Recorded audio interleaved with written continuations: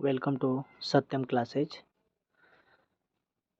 उन सभी छात्राओं को मेरा हार्दिक अभिनंदन है जो इस साल 2023 में 10th का एग्ज़ाम देने वाले हैं। मैं उन सभी छात्राओं को एग्ज़ाम की अच्छी तैयारी के लिए इम्पोर्टेंट साइंस का क्वेश्चन लेकर आया हूँ। अगर आप लोगों को मेरा यह वीडियो अच्छा लगता है तो लाइक करें, सब्सक्राइब करें और शेयर कर ज़रूर करें। तो चलिए देर नहीं करते हुए मैं स्टार्ट करता हूँ। पहला क्वेश्चन है, पवन चक्की से उपयोगी ऊर्जा प्राप्त करने के लिए पवन की न्यूनतम वेग कितनी होनी चाहिए? तो इसका आंसर बी नंबर होगा। कितना होना चाहिए? 15 किलोमीटर। कितना? 15 किलोमीटर। ठीक है, चलिए दूसरे सवाल को देखते हैं हम लोग। धातुओं में धारावाहक होते हैं। धातुओं में धारावाहक होते हैं तो कौन होगा? इसमें पहला ऑप्शन है प्रोटॉन, दूसरा मुक्त इलेक्ट्रॉन, तीसरा कोर इलेक्ट्रॉन और इनमें से कोई नहीं। तो मेरा राइट आंसर होगा मुक्त इलेक्ट्रॉन। मतलब धातु में जो होते हैं ऐसा कौन होता है जो धारा को एक स्थान से दूसरे स्थान तक ले जाता है? तो मेरा राइट आंसर क्या होगा? मुक्त इलेक्ट्रॉन। चलिए अब हम लोग तीसरा क्वेश्चन को देखते हैं। तीसरा मेरा क्वेश्चन है, कौन रंग जिसको खतरे के सिग्नल में उपयोग किया जाता है? कौन ऐसा रंग होता है जिसको खतरे के सिग्नल में उपयोग किया जाता है, मतलब खतरे के निशानी को दर्शाता है? तो मेरा आंसर होगा सी, लाल। लाल एक ऐसा रंग है जो किसी भी खतरे को निशानी को क्या करता है? दर्शाता है। तो चलिए चौथा क्वेश्चन है हम लोग का। चौथा क्वेश्चन है, किस वर्ण का तरंगदैर्घ्य सबसे अधिक होता है? कौन ऐसे वर्ण है, रंग है जिसका तरंगदैर्घ्य सबसे अधिक होता है? तो मेरा राइट आंसर होगा लाल। क्या होगा? लाल। और ये पूछेगा किस वर्ण का तरंगदैर्घ्य सबसे कम होता है, तब क्या होगा? नीला। क्या होगा? नीला। लेकिन हमसे सवाल क्या पूछा है? किस वर्ण का तरंगदैर्घ्य सबसे अधिक होता है? तो मेरा आंसर होगा क्या? लाल। क्या होगा? लाल। अगर पूछे किस वर्ण का तरंगदैर्घ्य सबसे कम होता है तो होगा क्या? नीला। ठीक है, तो चलिए अब मैं पांचवें क्वेश्चन की तरफ चलता हूँ। पांचवा मेरा क्वेश्चन है, टिंडल प्रभाव प्रकाश की कौन सी परिघटना है? टिंडल जो प्रभाव है वो प्रकाश की कौन सी परिघटना का परिमाण है? ठीक है, परिणाम है। तो मेरा आंसर जो होगा वह मेरा आंसर होगा डी नंबर आंसर होगा, प्रकाश का प्रकीर्णन। क्या होगा? प्रकाश का प्रकीर्णन। प्रकाश का जो प्रकीर्णन का ही प्रभाव जो होता है, परिघटना जो होता है वह टिंडल प्रभाव होता है। ठीक है, तो चलिए अब मैं क्वेश्चन नंबर 6 को देखता हूँ। क्वेश्चन नंबर 6 कह रहा है, निम्न में से किस हाइड्रोकार्बन के 3 आबंध होते हैं? निम्न में से किस हाइड्रोकार्बन के 3 आबंध होते हैं? तो मेरा आंसर होगा ऑप्शन नंबर सी। क्या होगा? सी, C3H8। क्यों? क्योंकि ये जो है वह एल्काइन के सूत्र बना हुआ है। किस पे? एल्काइन का। एल्काइन का सूत्र होता है CnH2n-2। क्या होता है? -2, जिसमें 3 आबंध होते हैं। 3 क्या होते हैं? बंधन होते हैं। ठीक है, तो चलिए अब मैं आगे की तरफ सातवें क्वेश्चन पर चलता हूँ। और मेरा सातवां क्वेश्चन है, निम्न में हाइड्रोकार्बन कौन है? ठीक है, हाइड्रोकार्बन कौन है? हाइड्रोकार्बन किसको बोलते हैं? हाइड्रोजन और कार्बन से बने यौगिक को हम लोग क्या कहते हैं? हाइड्रोकार्बन। तो मेरा जो पहला नंबर ऑप्शन है वह है H2O। हाँ, चलिए तो हम लोग क्वेश्चन की बात कर रहे थे, हाइड्रोकार्बन कौन है? तो हाइड्रोकार्बन किसको बोलते हैं? जो हाइड्रोजन और कार्बन से मिलकर बना होता है। ठीक है, जो हाइड्रोजन और कार्बन से मिलकर बना होता है। ठीक है, तो यहाँ पे देख रहे हैं H2O लिखा हुआ है, ये केवल हाइड्रोजन इसमें है, इसमें देख रहे हैं बी नंबर ऑप्शन में C6H12O6, इसमें क्या है 6 कार्बन परमाणु भी हैं और हाइड्रोजन परमाणु भी है। तो मेरा राइट आंसर क्या होगा बी नंबर C6H12O6, ये जो है हाइड्रोकार्बन है। यहाँ सी नंबर जो देखते हैं हम तो यहाँ केवल कार्बन है और ऑक्सीजन है, तो कार्बन रहेगा तो नहीं होगा हाइड्रोकार्बन, क्योंकि इसमें हाइड्रोजन भी होना चाहिए। डी नंबर आंसर में देखते हैं तो ये दिया हुआ है HNO3, क्या दिया है HNO3, जिसमें केवल हाइड्रोजन है, कार्बन नहीं है। इसलिए बी नंबर एक ऐसा आंसर है जिसमें C6H12O6 मतलब इसमें कार्बन और हाइड्रोजन दोनों है, इसलिए मेरा हाइड्रोकार्बन कौन होगा बी नंबर होगा। ठीक है, तो चलिए अब मैं नेक्स्ट सवाल पे चलता हूँ। सवाल नंबर 8 कह रहा है निम्न में से कौन सा असंतुलित हाइड्रोकार्बन है। असंतुलित, संतुलित में एक एल्केन आता है जिसका फार्मूला होता है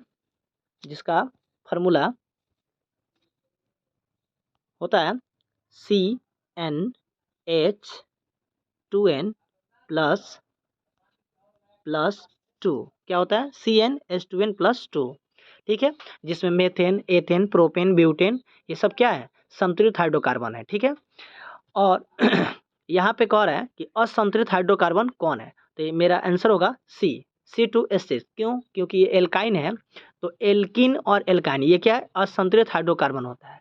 तो C2 दिया है, H2n-2 मतलब 2 दूनी 4 और -2, ठीक है। तो यहाँ पे हम लोग देख रहे हैं कि C2H4 CnH2n 2 दूनी 4 2 6 2 दूनी 4, ठीक है।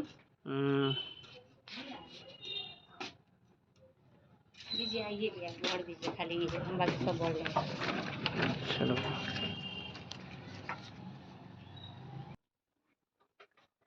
चलिए, तो अब हम लोग क्वेश्चन नंबर चलते हैं 9 पे। किसी चालक प्रतिरोध निर्भर करता है, किसी चालक का जो प्रतिरोध होता है वह निर्भर करता है। जानते हैं चालक का प्रतिरोध को डिनोट करते हैं 8 से।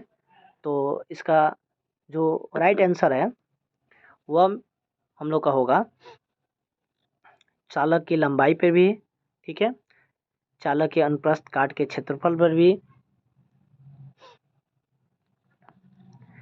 चालक की प्रकृति पर भी और उपयोग सभी। तो इसका राइट आंसर हो जाएगा क्या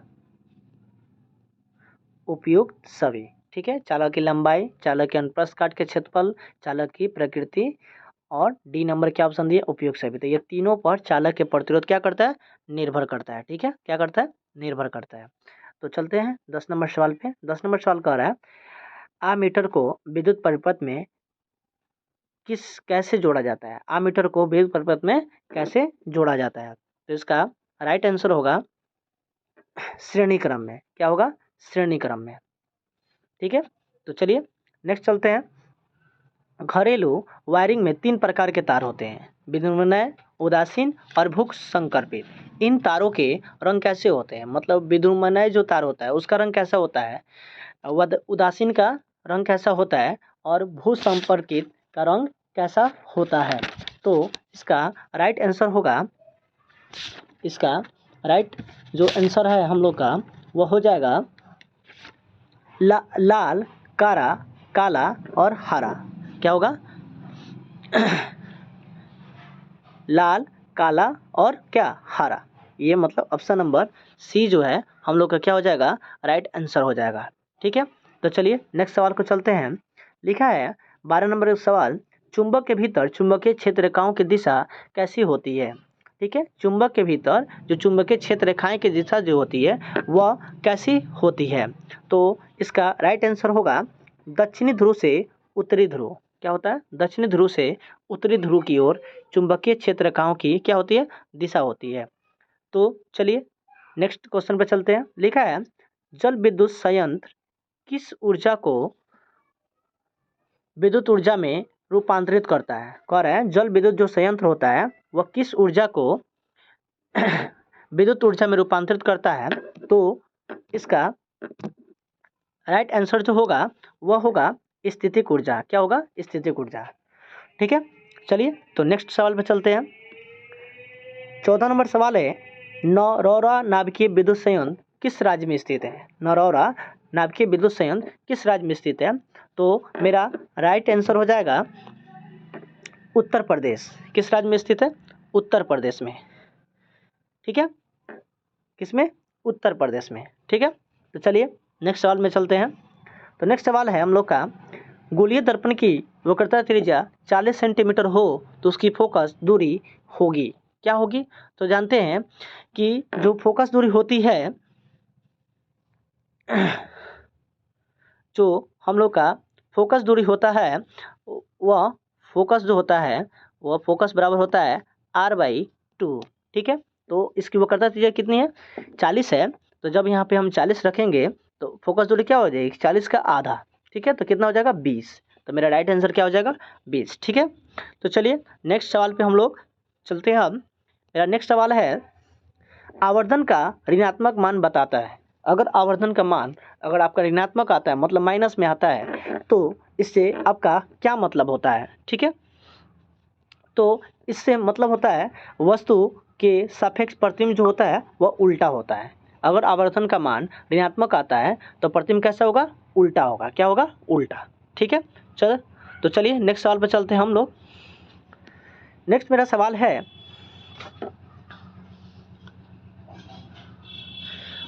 वास्तविक वस्तु का आभासी प्रतिबिंब बनता है। वास्तविक जो वस्तु होती है, रियल जो इमेज होता है, रियल जो थिंग्स होते हैं, उनका जो प्रतिबिंब होता है, इमेज जो होता है, आभासी बनता है किस दर्पण में?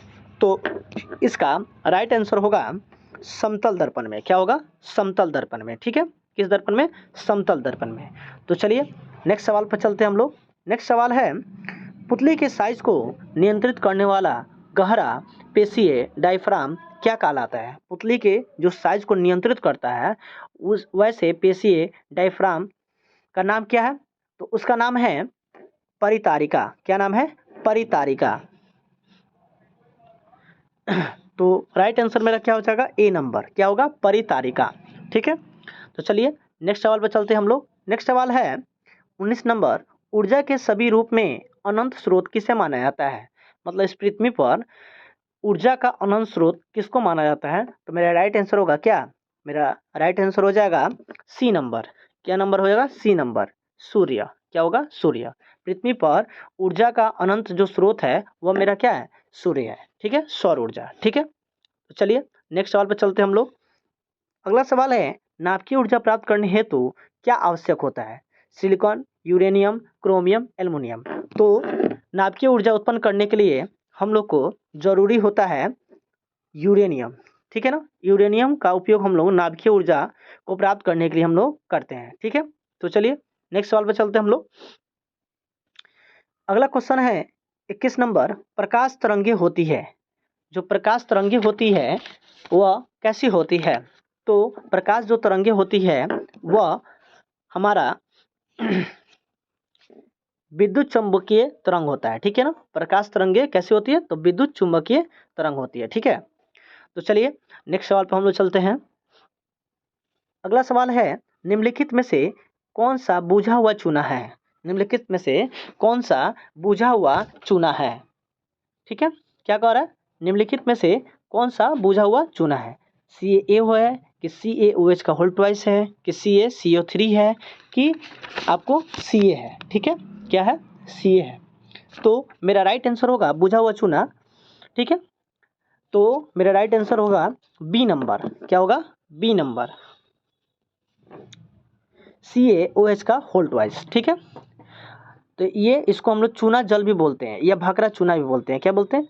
CaOH का होल ट्वाइस का बुझा हुआ चूना भी बोलते हैं। ठीक है, भाखड़ा चूना भी बोलते हैं, और इसको एक और नाम से जानते हैं, क्या? चूना जल। क्या? चूना जल।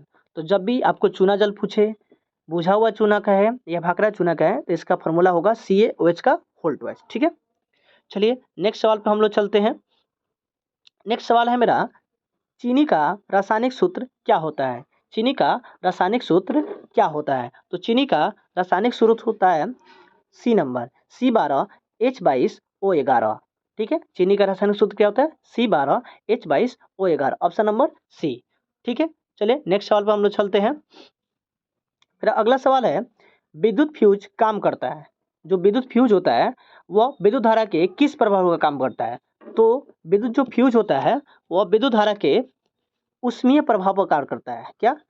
उष्मीय प्रभाव पर। ठीक है, याद रखिएगा बच्चों, क्या रहेगा? धारा के ऊष्मीय प्रभाव पर विद्युत जो होता है फ्यूज काम करता है। ठीक है। चलिए नेक्स्ट सवाल पर हम लोग चलते हैं। अगला सवाल है मेरा, यदि किसी नरम लोहे को धारावाहिक कुंडली के गर्भ में रख दिया जाए तो क्या बनता है। ठीक है, यदि किसी नरम लोहे को धारावाहिक कुंडली के गर्भ में रख दिया जाएगा तो क्या बनेगा, तो वह बनेगा विद्युत चुंबक। क्या बनेगा, विद्युत चुंबक। ऑप्शन नंबर क्या होगा, बी मेरा राइट आंसर होगा। ठीक है, चलिए नेक्स्ट सवाल पे चलते हैं। नेक्स्ट मेरा सवाल है, विद्युत वलय विभक्त वलय का उपयोग किस उपकरण में किया जाता है।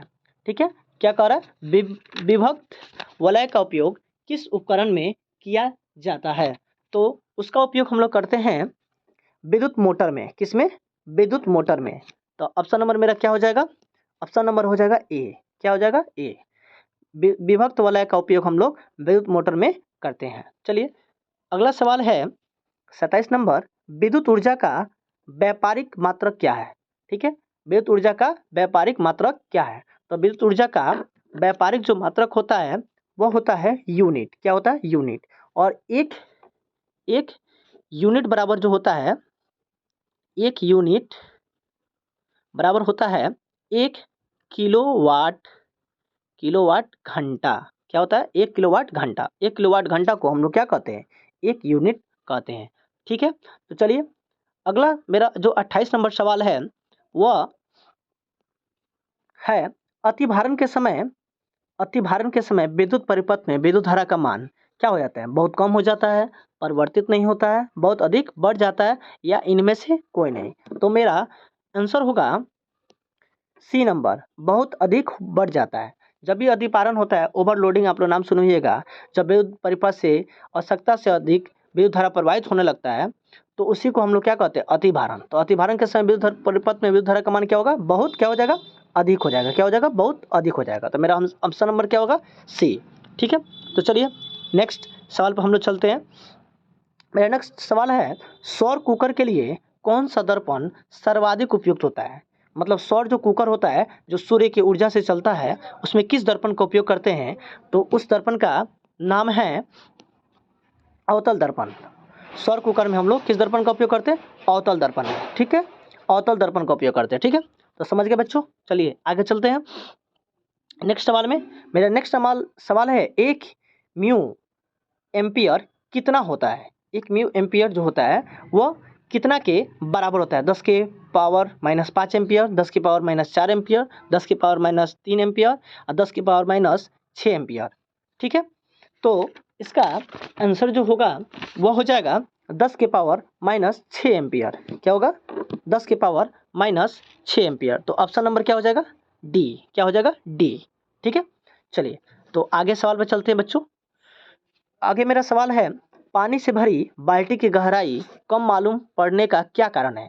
पानी में जब हम लोग भले बाल्टी में जब हम लोग पानी भरते हैं तो उसको देखते हैं तो उसकी गहराई जो होती है कम मालूम पड़ती है, लगता है कि उसकी गहराई जो है क्या है, कम है। तो वह किसके कारण होता है, तो पहला ऑप्शन दिया प्रकाश के प्रवर्तित होना, प्रकाश का वर्ण विक्षेपित होना, प्रकाश का अपवर्तित होना, इनमें से कोई नहीं। तो इसका जो राइट आंसर है वह होगा प्रकाश का अपवर्तित होना। क्या होगा, प्रकाश का अपवर्तित होना। ठीक है, चलिए तो ठीक है नेक्स्ट सवाल पर चलते हैं। अगला सवाल है, कठोर जल को मृदु बनाने के लिए, मतलब जो कठोर जल होता है, खारा जल जो होता है, उसको मीठा बनाने के लिए सोडियम के किस यौगिक का हम लोग उपयोग करते हैं। ठीक है, तो देखते हैं। तो क्वेश्चन था, कठोर जल को मृदु बनाने के लिए सोडियम के किस यौगिक का उपयोग किया जाता है, तो इसका आंसर जो होगा, इसका आंसर होगा बी नंबर। क्या होगा answer, B number, sodium carbonate. क्या होता है, सोडियम कार्बोनेट। ठीक है, इसको धुआं सोडा भी बोला जाता है। ठीक है ना, चलिए तो नेक्स्ट सवाल पे हम लोग चलते हैं। नेक्स्ट मेरा सवाल है, कार्बन के दो अप्रूप के अलावे तीसरे अप्रूप का नाम क्या है। तो जानते हैं कार्बन का जो पहला अप्रूप होता है वह हीरा होता है, दूसरा क्या होता है, ग्रेफाइट होता है, और तीसरा क्या होगा, फ्लोरीन। ठीक है, क्या होगा, तीसरा फ्लोरीन। तो तीसरा अप्रूप का नाम क्या है, फ्लोरीन कार्बन। ठीक है ना, चलिए तो अगला सवाल पे हम लोग चलते हैं। अगला सवाल है, भोजन का पचना किस प्रकार की अभिक्रिया है? भोजन का पचना किस प्रकार की अभिक्रिया है? तो भोजन का जो पचना है वह हम लोगों का वह कौन सा अभिक्रिया? अपचयन अभिक्रिया नहीं है, ऊष्माक्षेपी भी अभिक्रिया नहीं है। ठीक है, तो कौन सा अभिक्रिया है? तो वो मेरी अभिक्रिया है उपचयन अभिक्रिया। क्या? उपचयन मतलब ऑक्सीकरण अभिक्रिया। भोजन का पचना किस प्रकार की अभिक्रिया? उपचयन अभिक्रिया या ऑक्सीकरण अभिक्रिया। ठीक है, तो चलिए नेक्स्ट सवाल पे चलते हैं। कौन सी गैस वैश्विक ऊष्मन के लिए उत्तरदायी है? मतलब वैश्विक ऊष्मन मतलब भूमंडलीय तापन के लिए मतलब उत्तरदायी होता है, तो वो उसका आंसर होगा ए नंबर। ठीक है, क्या ऑप्शन होगा? ए नंबर, CO2। कार्बन डाइऑक्साइड जो गैस होता है वो वैश्विक ऊष्मन के लिए क्या होता है? उत्तरदायी होता है। ठीक है, चलिए नेक्स्ट सवाल पर चलते हैं। नेक्स्ट सवाल है, निम्न में से कौन सा स्वच्छ ऊर्जा के स्रोत है? निम्न में से कौन सा स्वच्छ ऊर्जा का स्रोत है? तो वह मेरा स्रोत होगा प्राकृतिक गैस। ठीक है, जैसे CNG। ठीक है, चलिए नेक्स्ट सवाल पर हम लोग बढ़ते हैं। मेरा नेक्स्ट सवाल है, लेड नाइट्रेट चूर्ण को एक प्रणाली में लेकर गर्म करने पर भूरे रंग का धुआं उत्सर्जित होता है। यह जो धुआं होता है वह किसका होता है? ऑक्सीजन गैस का होता है, नाइट्रोजन गैस का, नाइट्रोजन डाइऑक्साइड का होता है, कि नाइट्रोजन गैस का होता है, कि लेड ऑक्साइड का होता है? ठीक है, तो इसका राइट जो आंसर होगा वह होगा नाइट्रोजन डाइऑक्साइड। क्या होगा? नाइट्रोजन डाइऑक्साइड, मतलब ऑप्शन नंबर क्या होगा? बी। क्या ऑप्शन नंबर होगा? बी। ठीक है, चलिए नेक्स्ट सवाल पर बढ़ते हैं हम लोग। अगला सवाल है हम लोग का, निम्न में अकारक कौन है? निम्न में अकारक कौन है? तो इसका आंसर, राइट आंसर जो होगा ए नंबर होगा। क्या होगा? ए नंबर। ठीक है, H2। क्या होगा? H2। इसका राइट आंसर क्या होगा? H2। ठीक है, जानते हैं जिस पदार्थ का ऑक्सीकरण होता है उसे अकारक कहा जाता है। ठीक है ना, तो ये हाइड्रोजन जो है ऑक्सीजन से जुड़ता है तो क्या होगा? ऑक्सीकरण होता है। तो ऑक्सीकरण जब होगा तो हाइड्रोजन जुड़ा ऑक्सीजन से, इसलिए अकारक कौन हुआ? हाइड्रोजन। ठीक है, चलिए तो नेक्स्ट सवाल पर बढ़ते हैं हम लोग। अगला सवाल है, जठर रस का पीएच मान लगभग कितना होता है? जठर रस का पीएच मान लगभग कितना होता है? तो इसका राइट आंसर जो होगा वह होगा 1.2। क्या होता है? 1.2। चलिए तो नेक्स्ट सवाल पर बढ़ते हैं हम लोग। नेक्स्ट सवाल है, पीतल किसका उदाहरण है? पीतल जो होता है वह किसका उदाहरण? धातु है, अधातु है, उपधातु है, मिश्र धातु है? तो जो पीतल होता है वह एक क्या है? मिश्र धातु है। क्या है? मिश्र धातु। ठीक है, ना धातु है, ना अधातु है, ना उपधातु है, वह क्या है? एक मिश्र धातु है। ठीक है, तो चलिए नेक्स्ट सवाल पर चलते हैं हम लोग। अगला सवाल है, निम्नलिखित में से किस धातु पर वायु का प्रभाव नहीं पड़ता है? ठीक है, सोना पर नहीं पड़ता है, सोडियम पर, लोहा पर, तांबा पर। तो देखिए सोना जो होता है वह प्रकृति में मुक्त अवस्था में पाया जाता है, जैसे सोना, चांदी, प्लेटिनम, ये ऐसे धातु हैं जिन पर वायु के प्रभाव नहीं पड़ता है। लेकिन सोडियम, लोहा, तांबा ये संयुक्त अवस्था में पाए जाने वाले धातु हैं। इस पर वायु के कार्बन डाइऑक्साइड, ऑक्सीजन सबका प्रभाव पड़ता है, लेकिन सोना पर प्रभाव नहीं पड़ता है। तो मेरा राइट आंसर क्या होगा? सोना। क्या होगा? सोना। सोना क्या है? प्रकृति में मुक्त अवस्था में पाए जाने वाले क्या धातु है। तो जितने भी मुक्त अवस्था में जो धातुएं पाई जाती है उस पर वायु का प्रभाव नहीं पड़ता है। ठीक है, तो चलिए नेक्स्ट सवाल पर हम लोग चलते हैं। अगला सवाल है हम लोग का, निम्नलिखित में से पीएच का मान कौन सा मान क्षारक विलयन का मान देता है? क्षारक विलयन तो जानते हैं बच्चों, जिस जिस विलयन का पीएच मान 7 होता है उसे उदासीन कहा जाता है। अगर 7 से कम होता है तो अम्लीय होता है, और 7 से अधिक होता है तो क्या होता है? क्षारीय होता है। तो यहाँ पे 2 है, ये तो अम्लीय हो जा रहा है, 7 है उदासीन हो गया, और 6 क्या हुआ? 7 से कम है मतलब अम्लीय है, अम्लीय विलयन का पीएच मान है। लेकिन यहाँ पे डी नंबर जो आंसर है वह क्या है? 7 से क्या अधिक है, तो इसका राइट आंसर क्या होगा? डी। ठीक है, चलिए अगला सवाल हम लोग बढ़ते हैं। अगला सवाल है हम लोग का,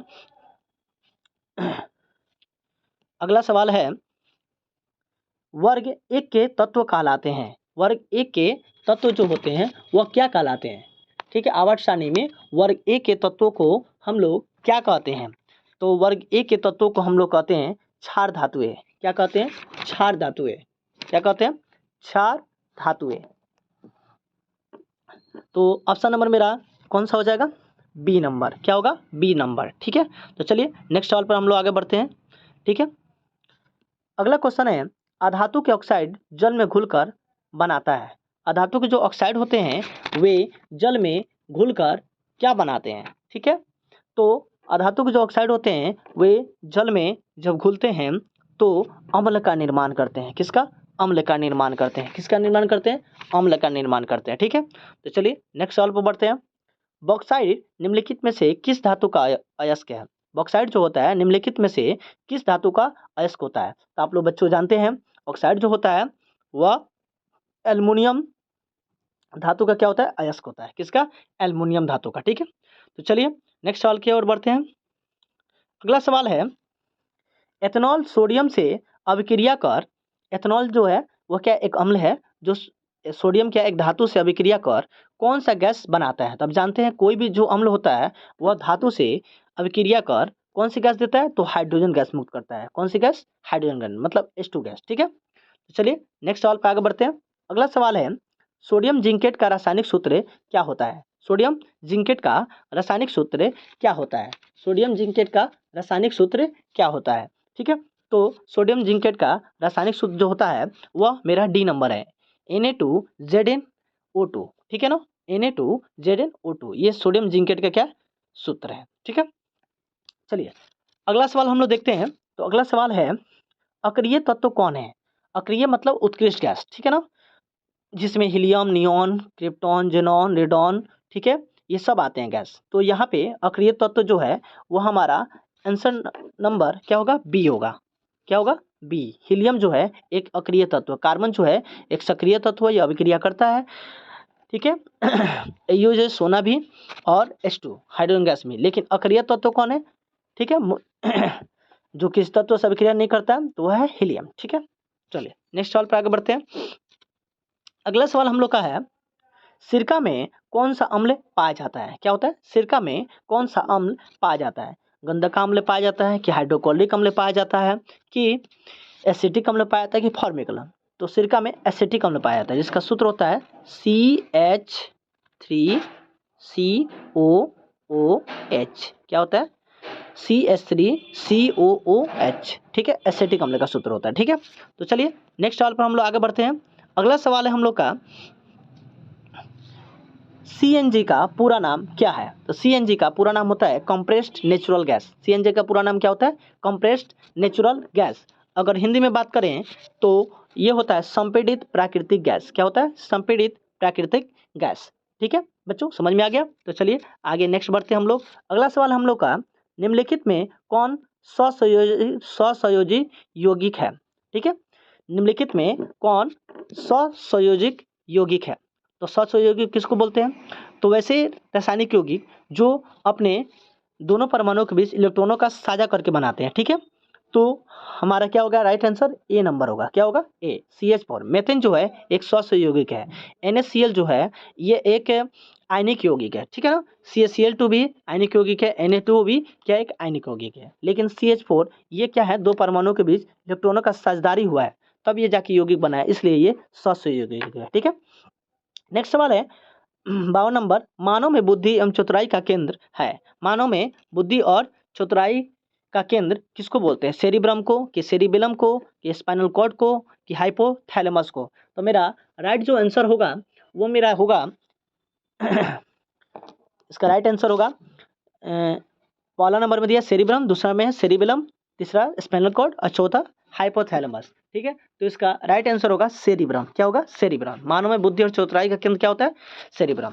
तो चलिए बच्चों, आज हम आप लोग के लिए साइंस के 10th क्लास के साइंस के ऑब्जेक्टिव क्वेश्चन, इंपॉर्टेंट क्वेश्चन लेके आया हूँ जो आपके एग्जाम के लिए सबसे महत्वपूर्ण होगा। ठीक है, तो अगर आपको मेरे वीडियो अच्छा लगता है तो लाइक करें, सब्सक्राइब करें और चैनल को शेयर जरूर करें। ठीक है, थैंक यू।